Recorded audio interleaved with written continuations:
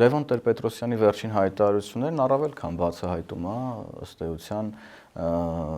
հավաքական ընդդիմության մեկ միասնական նպատակ է այս իմաստով։ Ես ոչ մեկ անգամ եմ առիթ ունեցել ասելու, հիմա էլ ասեմ, Լևոն Տեր-Պետրոսյանն այն քաղաքական գործիչն է Հայաստանի Հանրապետությունում, ով բերեց եւ Ռոբերտ Քոչարյանին փաթաթեց հայ ժողովրդի վզին։ Կներեք այս կոպիտ ձևակերպման համար։ Հիմա էլ փորձում է Սամվել Կարապետյանին փաթաթել ժողովրդի վզին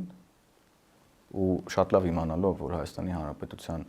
ներպետական օրենսդրությամբ, սահմանադրությամբ տվյալ անձնավորությունը որևէ բարձր պաշտոնի չէլ կարող առաջադրվել եւ հավակնել,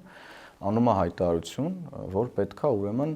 Հայաստանում ընդդիմադիր դաշտը համախմբվի ռուսաստանցի օլիգարխի շուրջ։